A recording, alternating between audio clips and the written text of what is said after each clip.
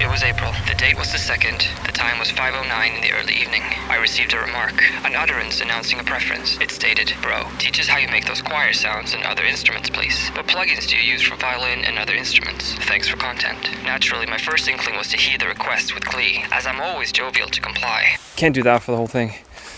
No, some ideas just sound a lot better in my head. Anyway, this video is about sounding dark. Now, as I was hinting at, I wrote back, of course, and shared some of my favorite plugins for these kinds of sounds and how I like to combine them. That information is in the description if you're interested. But there's, of course, more to sounding dark than just plugins. So I want to dig a little deeper, because what exactly is it that makes something sound dark? Now, there are a few ways to answer this question. An obvious place to start would be intervals and the idea of dissonance versus consonance, tension and release. Consonance is when two or more notes come together to create a pleasant sound. Typical consonant intervals are the major third, the perfect fourth, and the perfect fifth. Dissonance, on the other hand, is, well, yeah, you guessed it. It's when two or more notes clash a bit and create a harsher, less pleasant sound. Typical dissonant intervals are the minor second and the sharp fourth. To give you an idea of what I'm talking about, here's an old clip of mine where I make, shall we say, heavy use of the minor second interval. I think you'd agree that it sounds pretty tense.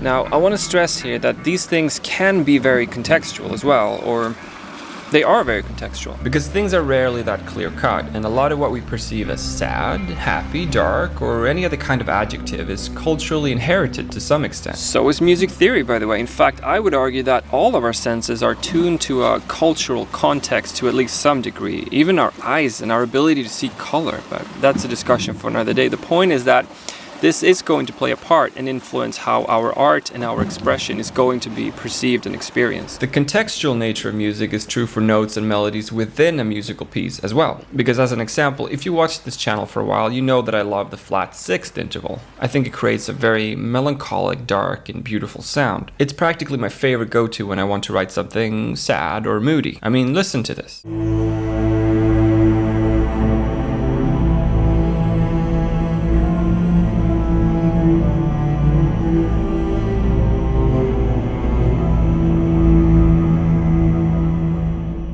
I think it sounds dark, or serious anyway. But how is this an example of the contextual nature of melody? Well, it isn't yet. And why is the contextual nature of melody relevant to sounding dark?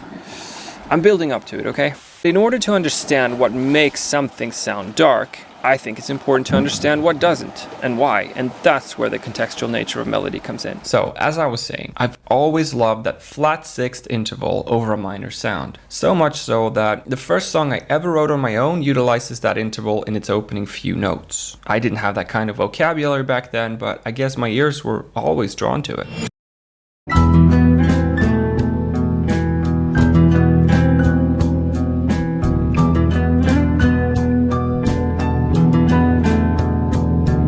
Now that I think about it, why not use that song as our basis for analyzing the contextual nature of melody and intervals?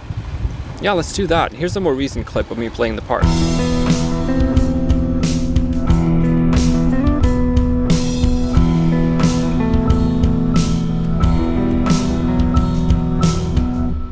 I think it sounds pretty dark. Dark enough. Maybe it's a little fast. Because another thing about dark sounds is tempo. It's hard to make something fast sound truly dark. Heavy maybe, definitely aggressive, but not necessarily dark. A lot of what makes something sound dark is the tension and anticipation between notes. dissonance and consonance again, paired with the right kind of sounds and textures in between. Think of atmospheric movies and how well some of them utilize space and silence, for example. Because that's yet another aspect of sounding dark, the actual timbre of your instruments and your sound. So I'm thinking, why don't we make another version of what I just played, where we change up the instruments, we slow it down, but we keep the melody the exact same way that it was, but this time we really try to focus on the sounds instead. All we can add to this in terms of the composition are more E notes. Nothing else, because this is going to be important later. Let's make it an atmospheric powerhouse. Okay, maybe not the best way to articulate what I was going for there, but you know what? English is not even my first language, so I think I get a pass. Or I give myself a pass. How about that? But anyway, let's listen to the atmospheric powerhouse.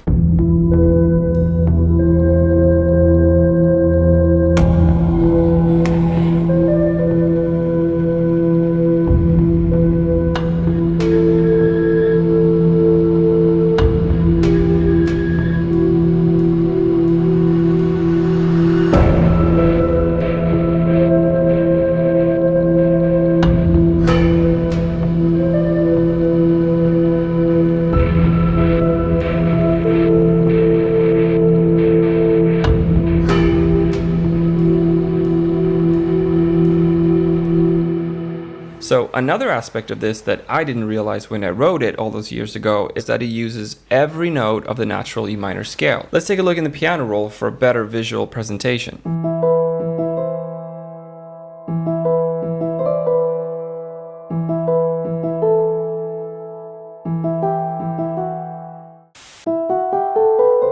That's our scale right there. And here's where the context really plays a part. Because the main reason why this sounds dark, to the extent that it does, is because everything around the melody is emphasizing that E note, giving all the other notes their color within the context of the piece. And as we can see here, the flat sixth of E natural minor is C. And if you know your C major scale, which you should, by the way, it's very useful, you also know that to make a C major chord, you need E and G. E makes up the major third of C minor and G is the fifth. But in E natural minor, G is the minor third. So what would happen if we emphasize that C note instead? What if we keep our melody, of course, the way it is, note for note, but have everything else around it play a C to recontextualize the melody?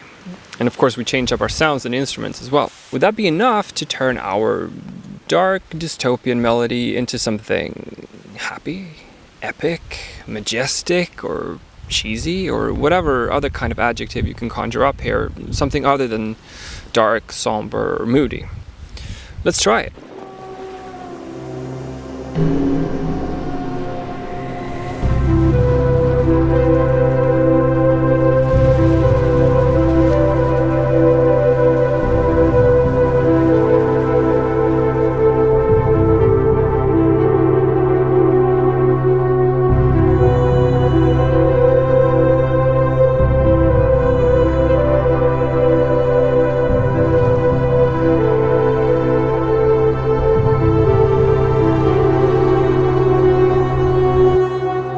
Power of context, because it totally works. And that puts us in C Lydian, by the way, because C Lydian and E natural minor or E Aeolian contain the exact same notes. The only difference between them is where we call home. So if you set out to write something dark, make sure you're familiar with the intervals you want to emphasize, and make sure to give them the proper context to shine. Also, be very deliberate in your sound choices and don't play too fast, because then it's harder to create anticipation and release. And if it applies, pay attention to the textures within your soundscape. Think like a sound designer of a movie or something like that. Build a small universe for your song to live in for just that moment. And those are my very general tips. Thank you so much for watching the video all the way to the end, and have a lovely day wherever you're in the world, and I hope I see you in the next one. Bye bye.